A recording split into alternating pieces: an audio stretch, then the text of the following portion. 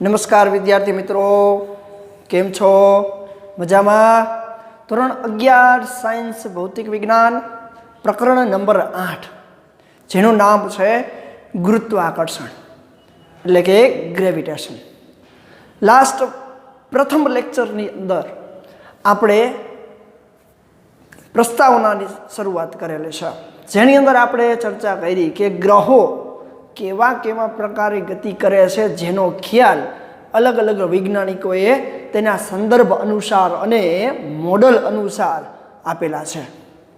આજે આપણે કેપ્લરના નિયમોની ચર્ચા કરવી છે, પરંતુ જે 30% કોર્સની અંદર નીકળી ગયા છે એટલા માટે માત્ર ને માત્ર આ કેપ્લરના 3 નિયમોના સ્ટેટમેન્ટ અને એના સૂત્ર વિશે જ આપણે ચર્ચા કરશું. કારણ કે આપણી પરીક્ષાની અંદર એ પૂછાવાના નથી, પરંતુ જે લોકો જેડબલી અને નીટની તૈયારી કરે છે એને માત્ર ને માત્ર એનો ખ્યાલ આવે એટલા માટે આપણે કેપ્લરના નિયમોની માત્ર ચર્ચા કરવાના છીએ. તો આજે આપણે કેપ્લરના નિયમ જોશું, જેમાં કઈ રીતે કઈ બી કક્ષામાં ગ્રહો છે એ ભ્રમણ કરે છે એની આપણે ચર્ચા કરવાની છે. તો કેપ્લરનો પ્રથમ નિયમ છે એ કક્ષાનો નિયમ છે. પ્રથમ નિયમ એ કક્ષાનો નિયમ છે. ખાસ જે વિદ્યાર્થીઓ છે આ 30% કોર્સની અંદર કેપ્લરના નિયમ નીકળી ગયા છે, પરંતુ જે વિદ્યાર્થીઓ તૈયારી કરે છે એના માટે આ જરૂરી છે. રેડી? તો આજે આપણે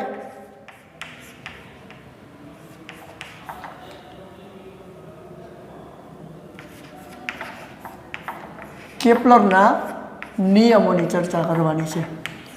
એમાં પ્રથમ નિયમ છે ગ્રહો એ ચોક્કસ કક્ષામાં કેવી કક્ષામાં ભ્રમણ કરે એના માટેનો નિયમ છે પ્રથમ નિયમ. કેપ્લરનો પ્રથમ નિયમ એટલે કક્ષાનો નિયમ. કેપ્લરનો પ્રથમ નિયમ જે છે કક્ષાનો નિયમ. કક્ષાનો નિયમ.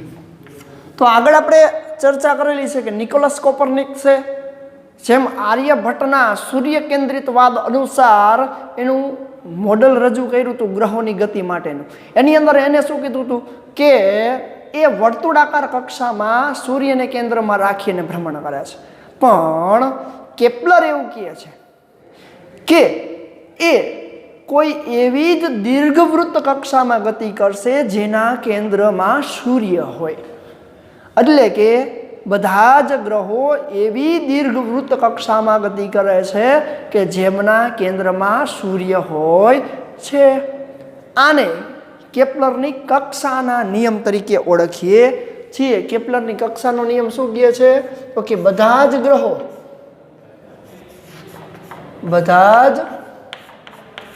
ગ્રહો એવી કક્ષામાં ભ્રમણ કરે છે, એવી દીર્ઘવૃત્ત કક્ષામાં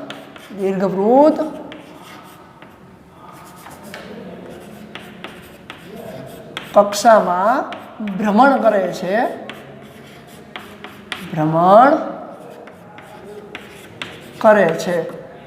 જેના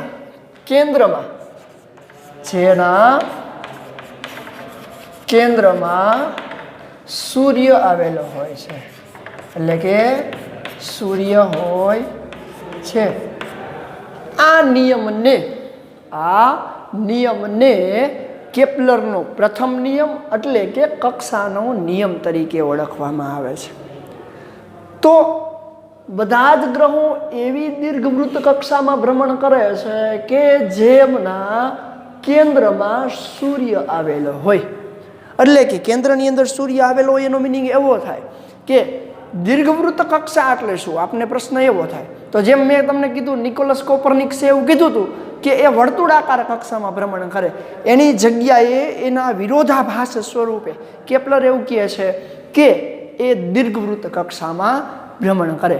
તો ખાલી માત્ર ને માત્ર આકૃતિ દ્વારા સમજવાનો પ્રયત્ન કરીએ કે ઉદાહરણ તરીકે સૂર્ય છે. રેડી? તો સૂર્યની આજુબાજુ ગ્રહ છે એ આવી દીર્ઘવૃત્ત કક્ષામાં ભ્રમણ કરે, વર્તુળાકારની જગ્યાએ દીર્ઘવૃત્ત કક્ષામાં ભ્રમણ કરે. એટલે કે જ્યારે સૂર્ય છે એની આજુબાજુના કોઈ ગ્રહ છે એ આ રીતે ભ્રમણ કરતો હોય છે દીર્ઘવૃત્ત કક્ષામાં.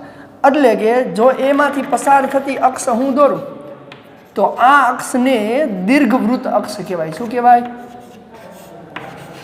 દીર્ઘવૃત્ત અક્ષ. તો એમાંથી પસાર થતી આ કેન્દ્ર અને આ અક્ષની લંબાઈ ધારો કે 2a જેટલી છે. આ અક્ષની લંબાઈ 2a જેટલી છે અને અહીંયા આપણે વાત કરીએ 2b જેટલી લંબાઈ છે. તો આ ગ્રહ છે એ અહીંયાથી અહીંયા પહોંચે. ધારો કે આ P બિંદુ છે અને આ આપણું A બિંદુ છે અને આ અક્ષને જોડતી રેખા એટલે O બિંદુ થાય. તો આ 2a હોય તો આ કેટલું અંતર હશે? a જેટલું અને આ પણ a જેટલું હશે. તો પ્રથમ નિયમ એવું કહે છે કે એવી દીર્ઘવૃત્ત કક્ષામાં જ એ ભ્રમણ કરે છે કે જેના કેન્દ્રમાં સૂર્ય હોય. તો અહીંયા આપણને એવું થાય કે કેન્દ્રમાં સૂર્ય છે તો અહીંયાથી જોવો જોઈએ આ અંતર વધી જાય જ્યારે ગ્રહ અહીંયા પહોંચે અને આ અંતર અહીંયા ગ્રહ પહોંચશે ત્યારે સૂર્યથી નજીક હોય છે. તો આવી દીર્ઘવૃત્ત કક્ષા કેવી રીતે દોરવી? આપને પ્રશ્ન મનમાં એવો થાય કે આવી દીર્ઘવૃત્ત કક્ષા હોય કેવી રીતે દોરવી? તો એ પણ સરળ છે. તમારે શું કરવાનું છે કે બે બિંદુઓ આપણે લઈ લેવાના છે. રેડી? બે બિંદુઓને હું નામ આપી દઉં F1 અને F2. આવી દીર્ઘવૃત્ત કક્ષા દોરવી હોય તો એના માટે અને એક દોરી લઈ લેવાની છે તણાવ રહિત દોરી. રેડી? જે સ્ટ્રેચેબલ ન હોય એને આપણે તણાવ રહિત કહી શકીએ. એવી દોરીને લઈ અને ટાંચણી વડે આ બંને બિંદુએ ખોસી દેવાની. પછી શું કરવાનું તો કે એ દોરીને પેન્સિલથી આમ ખેંચવાની. રેડી? ધારો કે આ પેન્સિલનો પોઈન્ટ છે ત્યાંથી આમ ખેંચીને રાખવાની. પછી એને આમ ફેરવવાની. એટલે તમે એને આમ ફેરવશો ને એટલે એ આવી કક્ષામાં ફરશે. કેવી? દીર્ઘવૃત્ત કક્ષામાં આમ ફરશે. એટલે કે એ આ બિંદુ અને આ બિંદુને જોડો ને આમ જોડતી રેખા જે મળે છે ને એ અક્ષને દીર્ઘવૃત્ત અક્ષ તરીકે આપણે ઓળખીએ છીએ. તો આ રીતે જે વર્તુળ આખું બને છે એ જોવો જોઈએ. લાગે છે વર્તુળ જેવું પણ એ F1 અને F2 બિંદુએ સ્થિત આ દોરી વડે જે વર્તુળ બને છે એને દીર્ઘવૃત્ત કહેવાય. શું કહેવાય? દીર્ઘવૃત્ત તરીકે આપણે ઓળખીએ છીએ. જે વર્તુળનો જ એક ભાગ છે જે વક્ર તરીકે આપણે લઈએ છીએ. તો આવી રીતે તમે ઘરે પણ પ્રયત્ન કરી શકો છો કે કોઈ દોરી છે અને બે અલગ અલગ બિંદુએ સ્થિત કરી દેવાની. પછી એને આમ ખેંચી અને આ રીતે વર્તુળ કરવાનો પ્રયત્ન કરવાનો. જે વર્તુળ બનશે એ વર્તુળ કેવો હશે? દીર્ઘવૃત્ત તરીકે લેશું. અને આવી કક્ષામાં એ ભ્રમણ કરે છે. એટલે કે નિકોલસ કોપરનિકસ જે ખાલી વર્તુળમય કક્ષામાં ગતિ કરે છે એની ચર્ચા કરી હતી. એના કરતાં અલગ જ કેપ્લરે એવું કીધું કે બધા જ ગ્રહો એવી દીર્ઘવૃત્ત કક્ષામાં ભ્રમણ કરે છે કે જેના કેન્દ્રમાં સૂર્ય હોય. ક્લિયર છે? માત્ર ને માત્ર આ સ્ટેટમેન્ટને જ આપણે સમજવાનું હતું. દીર્ઘવૃત્ત કક્ષા કેવી રીતે દોરાય એ પણ જોઈ શકો છો. ધારો કે પછી આ બંને બિંદુ ધારો કે A અને B ને જોડો. જોડતી રેખા F1 અને F2 માંથી પસાર થાય એને દીર્ઘવૃત્ત અક્ષ તરીકે ઓળખીએ છીએ. તો આ જે દીર્ઘવૃત્ત અક્ષ છે એમાં તમે અહીંયા જોવો જોઈએ સૂર્ય માટે PO બરાબર AO અથવા OA is equal to A જેટલું અંતર થાય જેને અર્ધ દીર્ઘવૃત્ત કહેવાય. શું કહેવાય? અર્ધ દીર્ઘવૃત્ત અક્ષ. અર્ધ દીર્ઘવૃત્ત અક્ષ તરીકે ઓળખાય છે જેનું મૂલ્ય A જેટલું છે. તો આવી ચોક્કસ કક્ષામાં જ બધા ગ્રહો ભ્રમણ કરતા હોય છે જે કેપ્લરનો પ્રથમ નિયમ છે અને એ કક્ષાના નિયમ એટલે કે કેવી કક્ષામાં ભ્રમણ કરે છે એના માટેનો છે. ચાલો તો આ છે પ્રથમ નિયમ, માત્ર ને માત્ર સ્ટેટમેન્ટ જોવાનું છે, જોઈ લેજો. રેડી? કારણ કે પ્રશ્ન સ્વરૂપે 30%માં પૂછાવાનું નથી એટલા માટે. ચાલો હવે આપણે કેપ્લરના બીજા નિયમની વાત કરવી છે.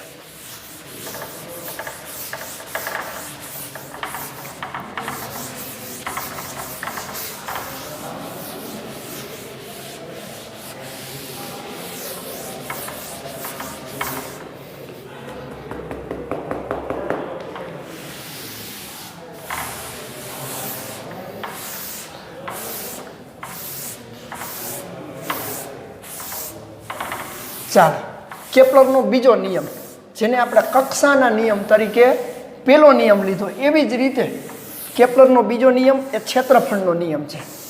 શેનો નિયમ છે? ક્ષેત્રફળનો નિયમ. ચાલો કેપ્લરનો બીજો નિયમ.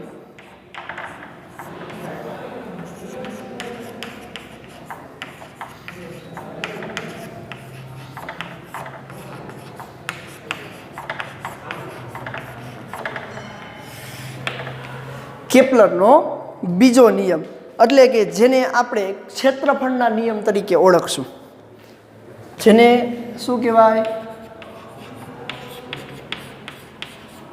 ક્ષેત્રફળનો નિયમ.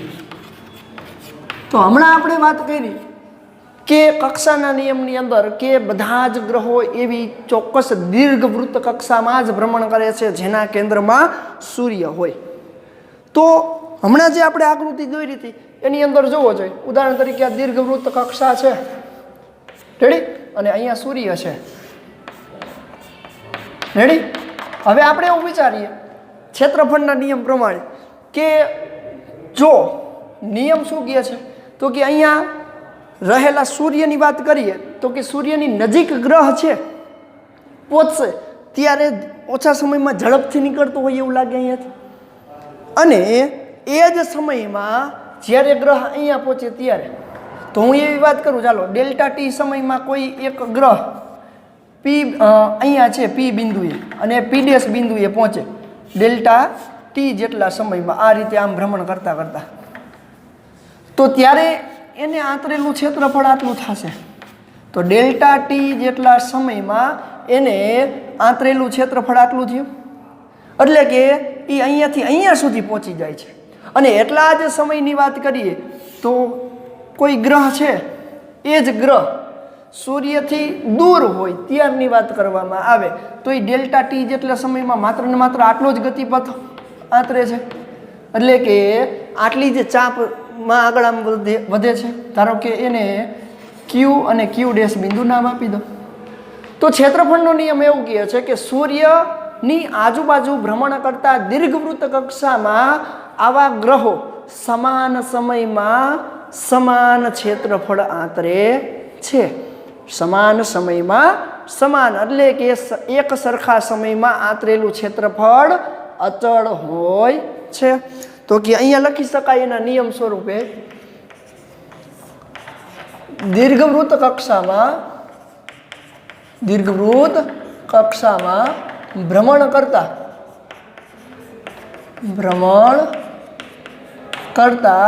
બધા જ ગ્રહો એક સરખા સમયમાં એક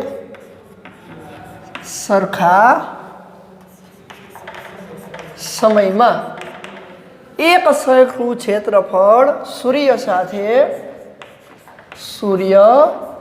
સાથે એક સરખું ક્ષેત્રફળ આંતરે છે.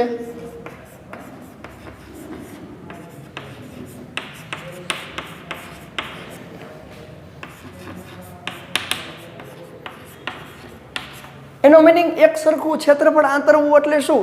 ધારો કે ડેલ્ટા ટી જેટલા સમયમાં આપણને એવું લાગે, અહીંયા જોવો જોઈએ સૂર્યની નજીક હોય ત્યારે ડેલ્ટા ટી જેટલા સમયમાં વધુ ઝડપથી અહીંયાથી નીકળી જાય છે, પણ સૂર્યથી દૂર હોય ત્યારે એમ લાગે છે કે ઓછા ઝડપથી જતું હોય એવું લાગે. એટલે કે ઝડપ એના એ હોવા છતાં પણ એને અહીંયાથી અહીંયા પહોંચતા ડેલ્ટા ટી જેટલો સમય જ લાગ્યો, એટલે કે આટલું જ અંતર કાપ્યું. અને આપણને એવું લાગે છે કે અહીંયાથી અહીંયા પહોંચતા એને આટલું બધું અંતર લાગે છે. તો ડેલ્ટા ટી જેટલા સમયમાં એટલે કે બધા જ ગ્રહો એક સરખા સમયમાં સૂર્ય સાથે દરેક પરિસ્થિતિએ એક સરખું ક્ષેત્રફળ જ આંતરે છે. તો જોવો જોઈએ પી થી પી ડેશ, તો પી થી પી ડેશ બિંદુએ સ્થાનાંતર આટલું થાય અને ક્યુ થી ક્યુ ડેશ બિંદુએ આટલું જ થાય છે. એટલે કે દરેક બિંદુએ વેગ સદિશ એ જે તે બિંદુએ દોરેલા સ્પર્શકની દિશામાં હોય અને દરેક બિંદુ માટે જો આને આંતરેલું ક્ષેત્રફળ આટલું છે તો આ ક્ષેત્રફળ એ આના જેટલું જ થાય એવું કહેવા માંગે છે. એટલે કે કેપ્લરનો આ નિયમ બીજો નિયમ એ ક્ષેત્રફળનો નિયમ છે અને એ એવું કહેવા માંગે છે કે એક સરખા સમયમાં સૂર્યની નજીક હોય તોય ભલે ને સૂર્યથી દૂર બાજુ એટલે કે સામેની બાજુએ હોય તોય ભલે તમામે તમામ ગ્રહો એક સરખા સમયમાં એક સરખું, તો આપણે ધારી લઈએ ધારો કે સૂર્યની નજીક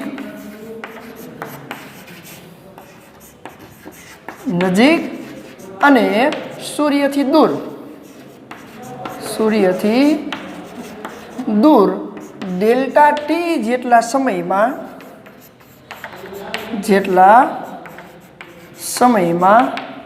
ડેલ્ટા એ જેટલું ક્ષેત્રફળ આંતરે છે. ડેલ્ટા એ જેટલું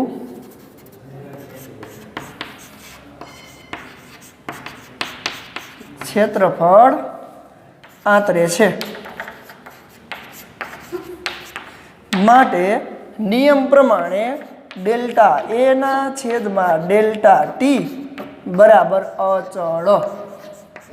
એનો મિનિંગ એવો થાય કે અહીંયા ડેલ્ટા ટી સમય એટલો ને એટલો છે, અંતરાતું ક્ષેત્રફળ એટલું જ હશે જે હંમેશા અચળ રહે છે. એટલે કે કાપાયેલું અંતર ગુણ્યા વેગ કરશો અને એને જે પરિઘમાં આપણે લઈએ છીએ એ પરિઘ બંનેનો ગુણાકાર હંમેશા કેવો રહે છે? અચળ રહે છે. એટલે કે આટલું ક્ષેત્રફળ અને આટલું ક્ષેત્રફળ હંમેશા કેવું હોય? અચળ હોય છે. એટલે કે સમયની સાપેક્ષે અંતરાતું ક્ષેત્રફળ જો સમય સરખો હોય તો સરખા સમયમાં સૂર્યની નજીક હોય ત્યારે કે સૂર્યથી દૂર જાવ જ્યારે સૂર્ય છે તો કે એક સરખું જ ક્ષેત્રફળ આંતરે છે, જેને આપણે કેપ્લરના બીજા નિયમ એટલે કે ક્ષેત્રફળના નિયમ તરીકે ઓળખીએ છીએ. એકદમ સિમ્પલ છે, અહીંયા આપણે કંઈ જ બીજું વિચારવાનું નથી. રેડી? એટલે કે આ પ્રશ્ન સ્વરૂપે પૂછાવાનો નથી, પણ શું કહેવા માંગે છે એ આપણને ખબર પડવી જોઈએ. તો આ છે કેપ્લરનો બીજો નિયમ. ચાલો હવે આપણે કેપ્લરના ત્રીજા નિયમની ચર્ચા કરવી છે, જે છે આવર્તકાળનો નિયમ. રેડી? જે છે આવર્તકાળનો નિયમ. તો કેપ્લરનો ત્રીજો નિયમ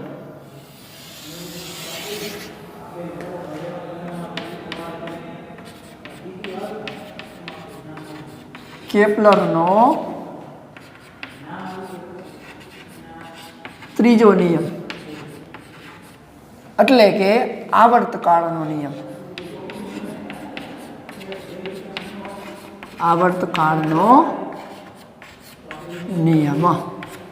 ચાલો કેપ્લરનો ત્રીજો નિયમ શું કહે છે?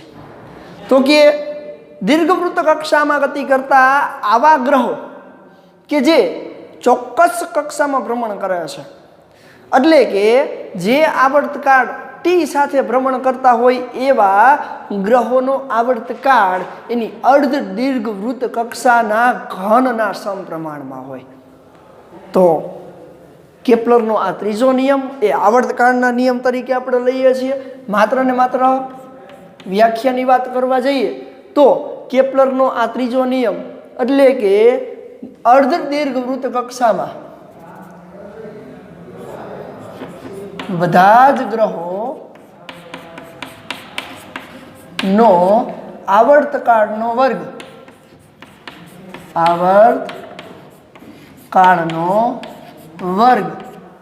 એ શું કહેવા માંગે છે? તો કે બધા જ ગ્રહોનો આવર્તકાળનો વર્ગ એ તેની અર્ધ દીર્ઘવૃત્ત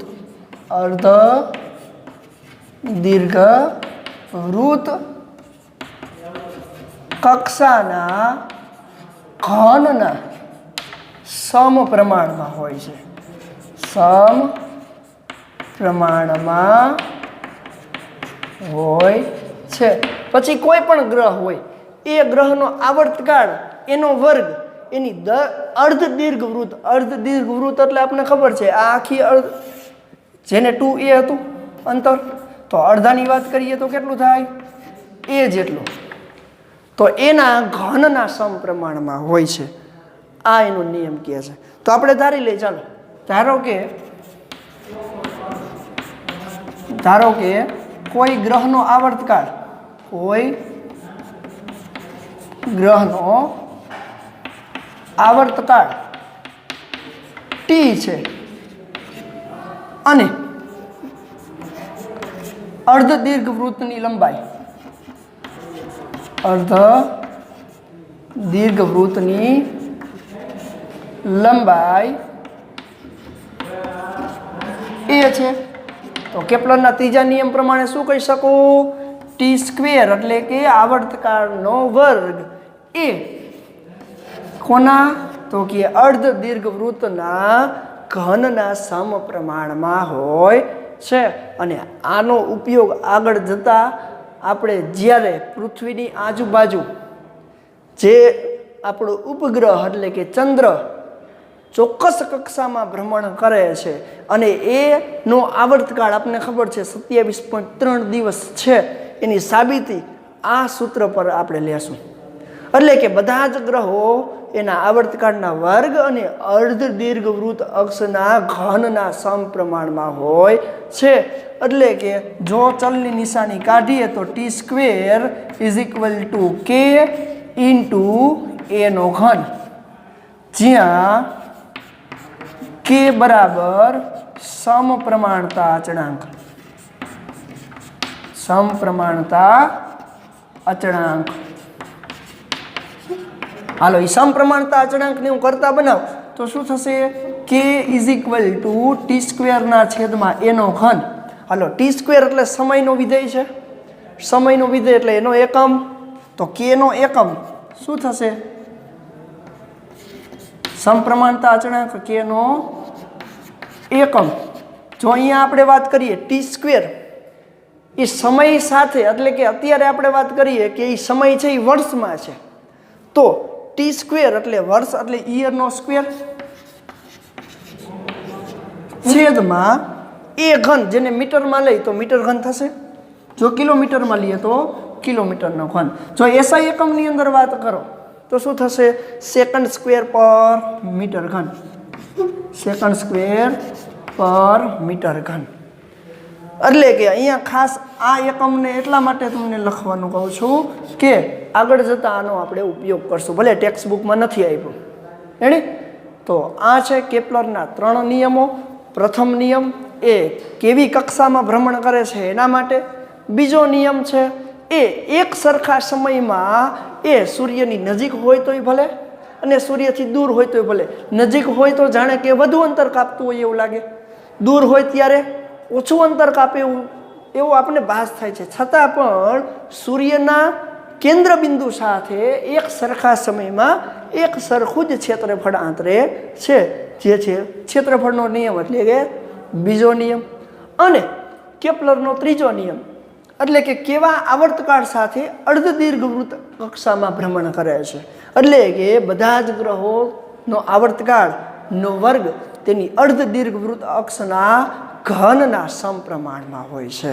એટલે કે ટી સ્ક્વેર ચલે છે એ ઘન રેડી, એટલે કે આના સમપ્રમાણમાં મળે છે. અને આ જ સૂત્રનો ઉપયોગ કરી અને આપણે ચંદ્રનો આવર્તકાળ 27.3 જેટલો છે, દિવસ જેટલો છે, એ આપણે સાબિત આગળ કરવાના છીએ. તો આ છે કેપ્લરના 3 નિયમો. વ્યવસ્થિત જોઈ લેજો.